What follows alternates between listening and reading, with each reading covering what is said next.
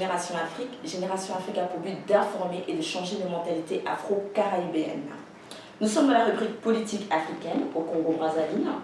Nous avons deux invités, M. Mbiki Nani Telaminano, excusez-moi de m'écorcher un petit peu votre nom, grand acteur politique congolais. Vous avez participé à l'histoire du Congo. Merci et bienvenue sur le plateau. Mais nous avons aussi M. Sosten Samba, président du mouvement Carton Rouge, qui est ici un acteur politique au Canada. Donc récemment, il y a eu les dialogues à Diata. Je vais commencer par vous, M. Mbiki. Qu'est-ce que vous êtes devenu depuis les dernières conférences nationales au Congo? Vous êtes un grand acteur politique congolais, ça fait longtemps qu'on n'a pas entendu parler de vous. Bonjour, madame. Bonjour. Qu'est-ce que je suis devenu?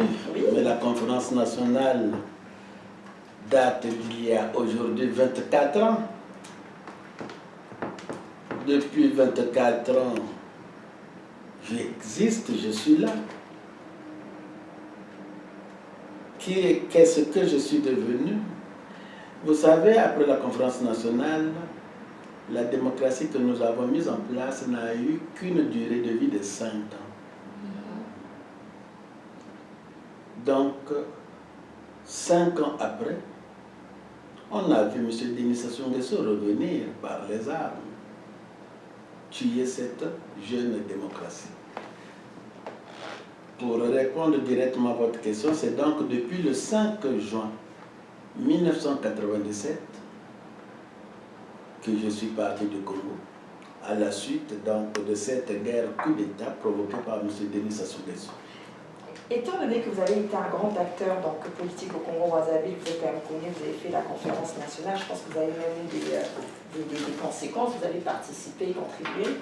Est-ce qu'on peut dire que le président Denis Sassou Nguesso aurait essayé de vous acheter une sorte de longtemps, une guérille aujourd'hui, en ce moment? Est-ce que vous avez été une guérisée, ça veut dire?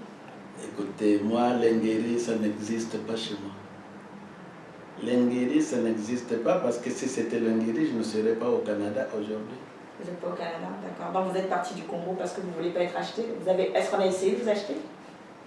Non, je suis parti du Congo parce qu'il y a eu coup d'État et il y a, depuis donc le 25 octobre 1997, existe au Congo un régime antidémocratique et dictatorial. Donc vous avez quitté le Congo parce que vous trouvez que le gouvernement congolais n'est pas à votre guise? Je ne reconnais pas ce gouvernement. D'accord. C'est un gouvernement des rebelles. Je vous disais tantôt que c'est à la suite de la mort de la jeune démocratie congolaise par M. Denis Sassou Nguesso que j'ai décidé de partir du Congo. Très bien.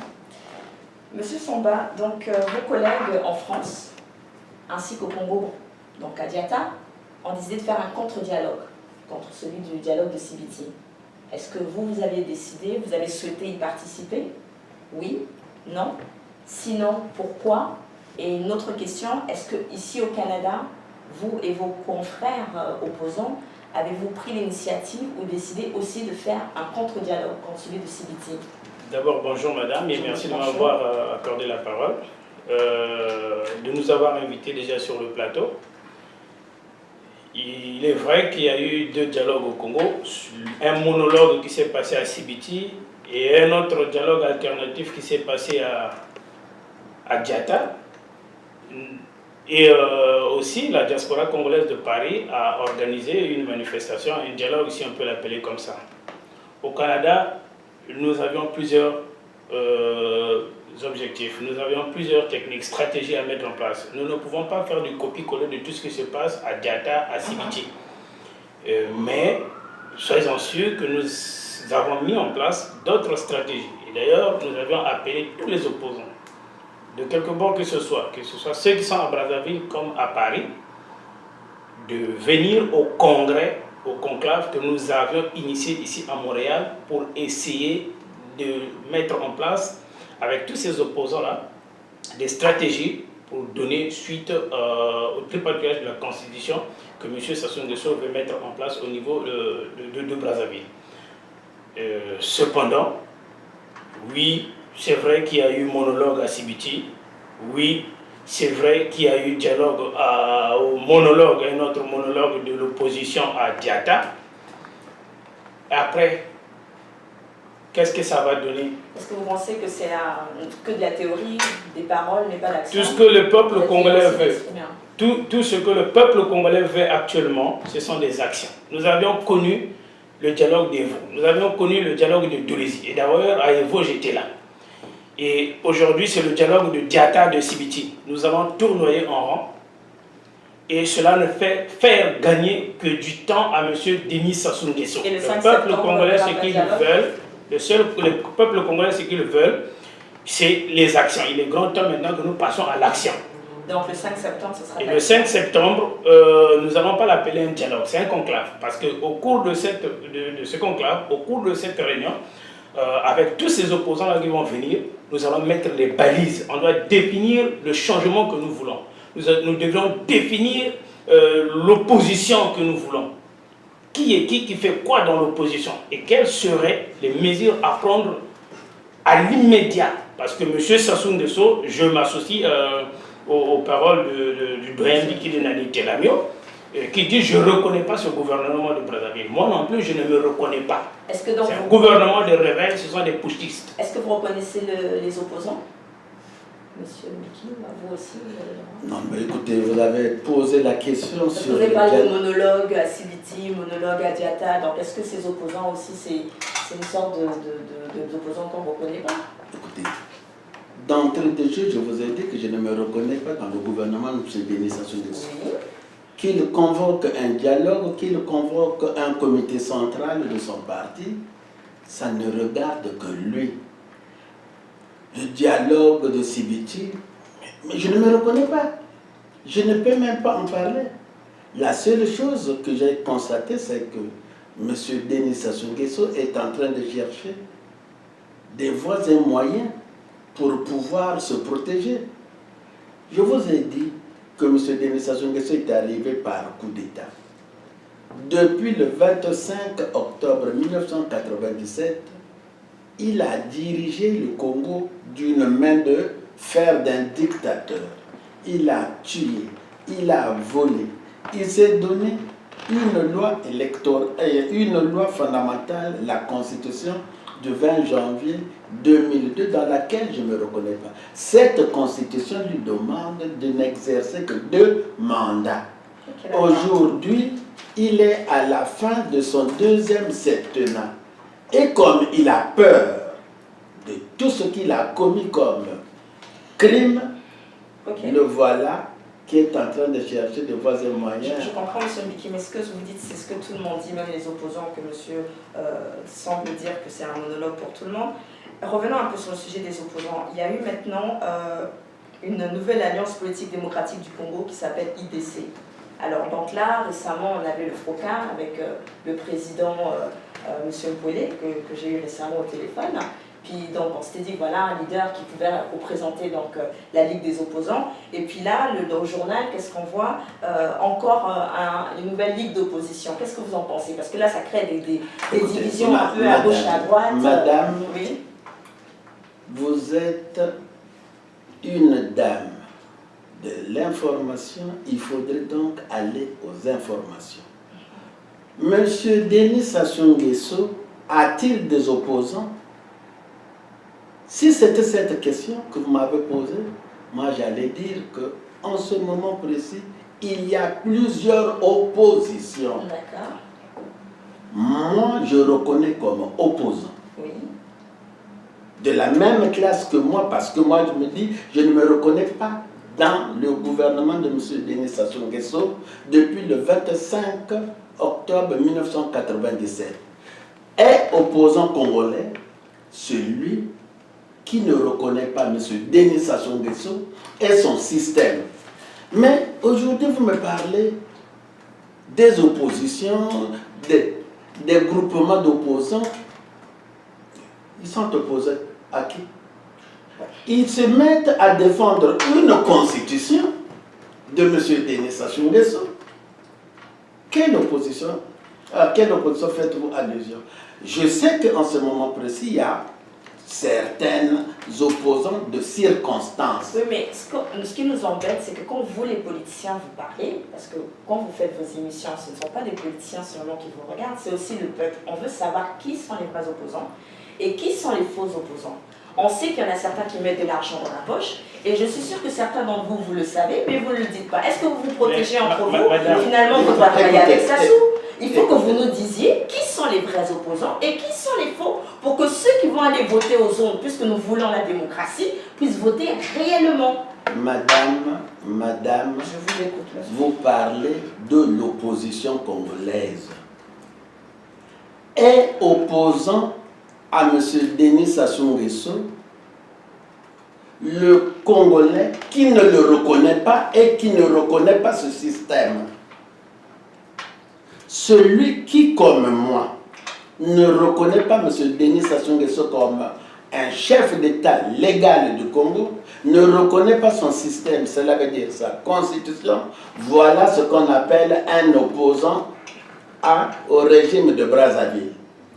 Oui, vous avez raison de voir certains opposants, moi je les appelle des opposants de circonstances. On veut des noms. Mais écoutez, je vous ai donné la définition de l'opposition. Tous ceux qui sont avec M. Denis Sassou Nguesso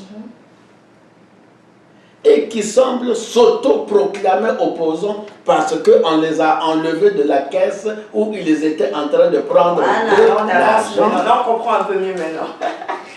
Pour moi, ce n'est pas des opposants. M. Denis Sassou Nguesso, leur chef, leur mentor, parce que c'est M. Denis Sassou Nguesso qui les a fabriqués, ils sont là au pouvoir depuis 1997. De 1997, on a vu certains de ce que vous connaissez là être ministre jusqu'en 2002, 2004, 2000, pas plus longtemps, 2013. Mais où est-ce qu'ils étaient pour condamner M. Denis Sassou Nguesso? Donc, de 1997 à 2013, M. Denis Sassou Nguesso était pour eux un bon président parce qu'il mangeait dans les caisses volées de M. Denis Sassou Nguesso. Monsieur Samba, vous, donc le 5 septembre, là, quel type d'opposants vous attendez? Est-ce qu'il y a du monde qui a répondu favorablement à votre conférence? Pour ajouter un peu à ce que le Mbiki de Nali Telamo vient de dire, il y a ce que nous appelons aujourd'hui au Congo des opposants profito-situationnistes. Et ils sont nombreux. Tous ceux-là qui ne reconnaissent pas Sassou Nguesso, son camp et son pouvoir, ça, ce sont des vrais opposants. Et à ceux-là qui viendront au Congrès de Montréal, ce sont des vrais opposants. Parce que à Montréal, nous allons sceller le sort que va prendre le Congo demain. C'est à Montréal que tout va se passer. Est-ce qu'il y a des opposants qui viennent de Brazzaville? Raison pour laquelle ceux qui sont à Brazzaville, nombreux nous ont déjà écrit et ils vont être présents. En France, il y en a nombreux qui nous ont écrit, ils vont être présents et nous les attendons. Ceux-là qui ne répondront pas, même par messagerie, même par vidéoconférence, ne sont pas des vrais opposants. Ce sont des profito-situationnistes qui sont là pour baliser la route de M. Sassou Nguesso. Parce qu'ils sont nombreux, les chevals de Troie, et nous les connaissons. Votre définition de l'opposition, c'est selon ceux qui viennent ou qui ne viennent pas à votre conférence? Les vrais opposants. Et le doyen ici vient de vous faire l'étymologie même des vrais opposants. C'est ceux-là, je le répète, qui n'acceptent pas, qui ne reconnaissent pas le pouvoir de Denis Sassou Nguesso et tout son système. C'est pourquoi nous nous battons à ce qu'il y ait un ajustement démocratique. Il doit partir à la fin de son mandat avec tout son système. Ok. Essayons de voir les choses du bon côté. Denis Sassou Nguesso, notre président, qui est toujours le président actuel, il a mené une belle fortune. C'est un monsieur qui a quand même fait ça. Il a une belle retraite là déjà. Pourquoi tout simplement, selon vous, puis je vous demanderai aussi à vous, le doyen, parce que vous avez quand même pas mal d'années d'expérience, je pense que vous le connaissez même personnellement, pourquoi tout simplement il ne tire pas son chapeau et il décide de quitter? Écoutez madame, je vais vous faire une confidence. Allons-y, faisons cette confidence. Je vais vous faire une confidence purement, disons, africaine, mais particulièrement congolaise. Tout petit malheureux, je pèse bien mes mots. tout petit malheureux qu'on a essayé de sauver pour lui assurer une vie, lorsqu'il a réussi, ce petit malheureux ne reconnaît plus d'où il vient. C'est le cas de M. Denis Sassou Nguesso. M. Denis Sassou Nguesso est issu d'une famille misérable. Je pèse bien mes mots, misérable. Misérable, vous me parlez de la fortune? Est-ce que M. Denis Sassou Nguesso connaît combien coûte un vélo au pédalé? Nous, à notre époque, là, le vélo, ça s'appelle au pédalé, un vélo. Connaissent-ils combien coûte le vélo, le prix d'un vélo? Les gens de sa génération, ceux qui étaient avec lui et qui avaient commencé à réussir socialement, c'était acheter, vous savez, le vélo Solex. Le vélo Solex.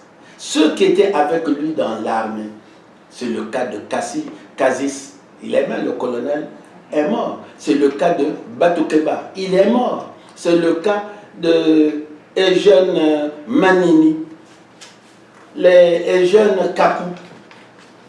Ceux-là qui ont été dans l'armée avec lui, qui ont commencé, ils avaient pu s'acheter un vélo Solex. Ce vélo Solex était déjà la dénomination d'un début de réussite sociale. Monsieur Sassou n'en a jamais eu. Jamais.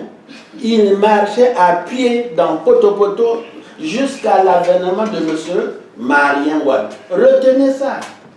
Si monsieur Sassou a commencé à connaître ce que c'est que rouler dans un agent motorisé, c'est à l'avènement de monsieur Denis Sassou Nguesso. Je ne cesse de le dire, vous êtes jeunes, allez suivre encore la conférence nationale que vous avez citée, vous allez retrouver Maître Jacques Okoko, qui a été le logeur de M. Denis Sassou Nguesso. Il est parti sans pouvoir le payer. La fortune que vous faites est là. M. Sassou, effectivement, c'est ça la peur. Il a tellement dévalisé le pays et il a peur que le pays puisse lui demander de rendre cet argent-là. C'est pour ça qu'il est en train de se battre. Exactement. Je voulais aussi ajouter, et même là où il habite aujourd'hui en Mpila, ce n'est pas sa parcelle. La parcelle de Mpila n'appartient pas à M. Sassou Nguesso. Il ne l'a jamais acheté. Et aujourd'hui, il a peur de laisser le pouvoir, tout simplement parce qu'il a peur de ce qu'il a commis, des fautes, des représailles, des assassinats qu'il a commis à Brazzaville et des biens mal acquis. Que nous pensons qu'après lui, il faut qu'il y ait une commission pour le juger et pour qu'il restitue tout ce qu'il a pris aux Congolais. Parce qu'ils sont les vrais bénéficiaires de ces biens. Et tous ceux-là qui vont se constituer comme les chevals de Troie, parce qu'ils sont nombreux, pour sauver la peau de M. Denis Sassou Nguesso seront tenus responsables. La population, elle est endormie ou éveillée? Ah, écoutez, madame, la population n'en veut plus. La population ne veut plus de M. Denis Sassou Nguesso. La population nous l'a démontré le 28 septembre 2014 lors des élections municipales, locales et régionales. La population n'en veut plus. Et j'ajouterai, n'avez-vous pas suivi les deux derniers meetings qu'il y a eu à Pointe-Noire? À Pointe-Noire, et encore vous avez parlé de l'opposition, de ceux qui sont à Brazzaville. Vous voyez. J'en viens, je veux juste avoir la version de M. Somba. J'arrive, vous voulez venir. Elle est endormie ou éveillée? La population congolaise est éveillée. Et aujourd'hui, la population du Congo ne se laissera plus duper. Elle suit qui? Et nous parlons aujourd'hui même d'une opposition. Nous parlons aujourd'hui d'une opposition citoyenne. La population est éveillée et il ne veut plus de M. Denis Sassou Nguesso comme président du Congo. Il va suivre l'opposant qui va se lever, celui-là. Madame, mais la population n'a pas besoin de suivre quelqu'un. La population a besoin de ceux qui peuvent lui apporter un programme social, un programme de développement, mais c'est ça. Et c'est qui va apporter ce programme? Mais ça peut être vous.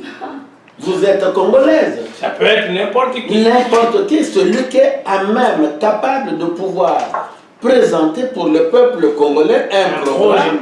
Et ça se passe par les urnes. La population attend l'organisation des élections libres, démocratiques en toute transparence pour choisir le fils auquel le peuple congolais va confier son pouvoir. Ok, restons positifs. Une dernière question. Qu'est-ce qui pourrait faire changer positivement le président et respecter la Constitution? Qu'est-ce qui pourrait le faire changer positivement, puis qu'il respecte la Constitution, qu'il dise ben, je m'en vais. Pourquoi toujours penser qu'il ne partirait pas? Pourquoi pas? Qu'est-ce qui pourrait faire en sorte que toutes ces têtes pensantes puissent faire quelque chose ou décider quelque chose en dialogue qui pourrait dire ok, je démissionne? Madame, à votre avis, est-ce que M. Denis Sassou Nguesso est un débile ou bien un homme en bonne santé? Je ne suis pas là pour dire mon avis, monsieur. Mais non, mais s'il n'est pas un débile. M. Denis Sassou Nguesso s'est doté d'une constitution à sa taille. D'accord. La constitution qu'il s'est doté lui demande de s'en aller. Il faudrait qu'il s'en aille à la fin de son deuxième septennat. Si vous croyez comme moi que M. Denis Sassou Nguesso n'est pas débile, on n'a pas à lui faire changer, c'est à lui de suivre sa constitution. Mais dans le cas contraire, alors c'est un véritable fou. Et un fou, c'est un malade, on s'occupe, on pourra le soigner. Monsieur Samba? Oui, mais éventuellement, M. Sassou Nguesso, tout reste à croire qu'il ne veut pas partir parce que quand il convoque des pseudo-consultations et quand il appelle au monologue de Sibiti, nous pensons qu'il veut se pérenniser au pouvoir, chose que nous n'allons pas accepter. accepter. De l'Orient au Septentrion, tous s'accordent pour dire que le mandat de M. Denis Sassou Nguesso est terminé. Okay. Et il faut qu'il parte avec son clan. Si jamais le 5 septembre, avec vos confrères opposants, si vous arrivez à obtenir un grand nombre d'opposants qui vous suivent, et vous prenez cette décision, c'est juste un exemple, dire, écoutez, il y a la CPI, il y a la Haute Cour de justice, nous prenons, d'ici telle date, le président a décidé de partir calmement, sans bain de sang, déposer les armes, on ne porterait pas plainte contre lui. Ah non, non, non, non, non, non, non, non, non. Oui. Madame, attention. Oui, alors mais pourquoi voulez-vous protéger un bandit? Non, je ne protège pas. Nous cherchons une solution. Il n'y a pas la solution est là. La solution, c'est la constitution qu'il s'est dotée. Oui, mais on voit que jusqu'à ce jour, tout le monde parle de constitution, mais il est toujours là. Il a fait même son monologue, comme vous l'avez si bien dit tous les deux. Madame, je peux vous dire ceci. La Constitution lui permet encore de rester là jusqu'au 12 août 2016. Là, il a tout son droit. Vous savez, M. Denis Sassou Nguesso m'a reçu 2 fois. La première fois, c'était le 18 janvier 1991. Nous étions en délégation de l'opposition. Ce jour-là, le 18 janvier 1991, j'ai été surpris d'avoir en face de moi un M. Denis Sassou Nguesso que je pensais vraiment nul, me faire une leçon en me disant: un démocrate ne refuse pas la loi. Un démocrate ne refuse pas la loi. Un bon démocrate respecte la loi. Et lui, quand il a commencé à vouloir chasser Lissouba Pascal, il a utilisé le respect de la Constitution. Aujourd'hui, et quelle constitution? Ça, c'était une constitution du peuple congolais que nous avons tous voté le 15 mars 1992. Or, lui, il a tué cette constitution pour se doter sa propre constitution qui lui demande de s'en aller. Il est obligé et il doit partir. S'il ne part pas, bon, la loi c'est la loi. Répondre à la question pour qu'on puisse, chacun puisse donner son dernier mot. Oui, mais éventuellement, comme a su le dire le doyen, M. Sassou Nguesso doit partir. Ça, qu'on le veuille ou pas, il doit partir avec sa constitution. Il n'y a qu'une seule chose que nous lui demandons, c'est le respect de la loi fondamentale, la constitution. Il doit partir coûte que coûte, quoi qu'il arrive. Aujourd'hui, tout reste à croire que M. Sassou Nguesso veut s'éterniser, mais nous n'accepterons plus jamais ça. Le peuple congolais est debout, le peuple congolais est éveillé, nous formons une opposition citoyenne aujourd'hui. Donc, nous avions dit que le dernier jour de M. Sassou Nguesso comme président de la République du Congo, c'est le 12 août. Dépasser cette date, il est illégitime. Il ne sera plus le président de la République. Nous ne connaissons pas son autorité, nous ne nous reconnaissons pas sur sa constitution.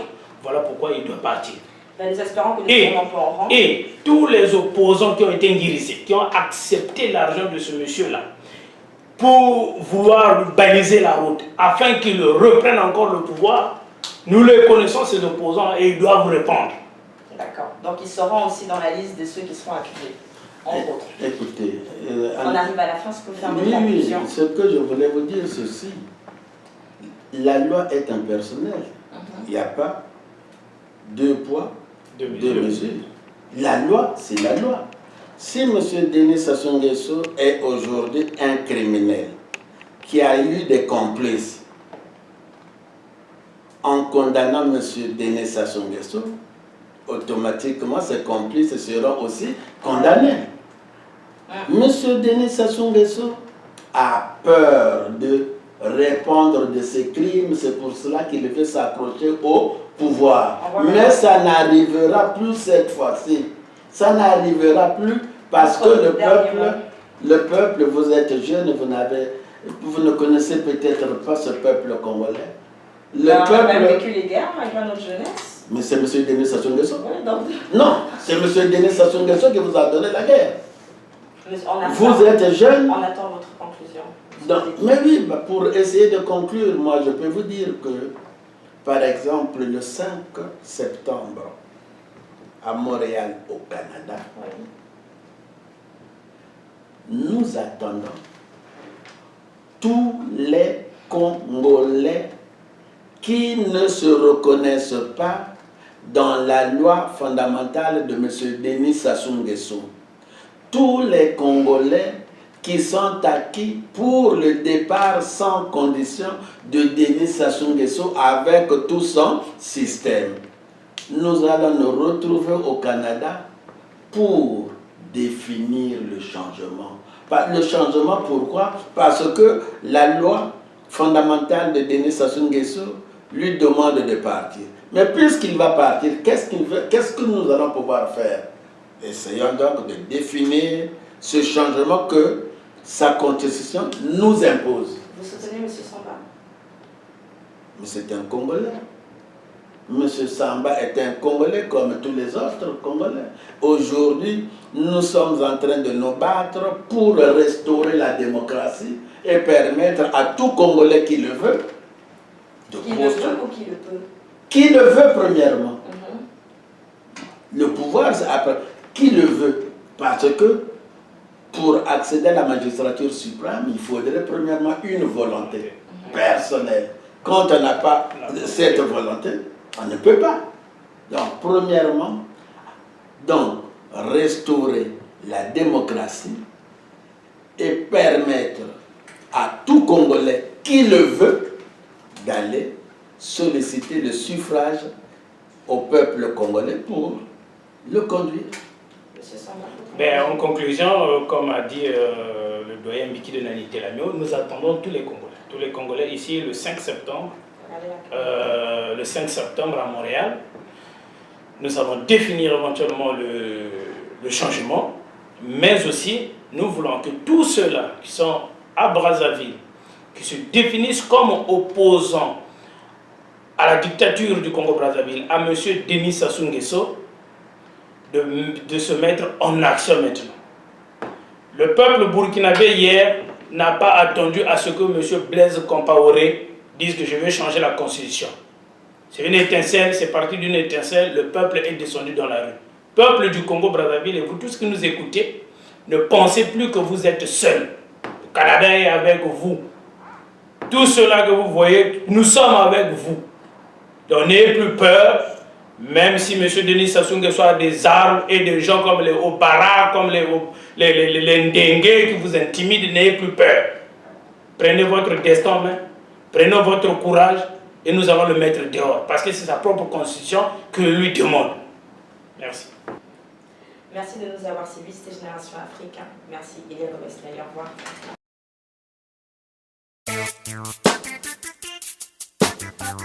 La reconquête de notre identité n'est pas une guerre ouverte à toutes les entités. Nous voulons savoir d'où venons-nous et qui sommes-nous.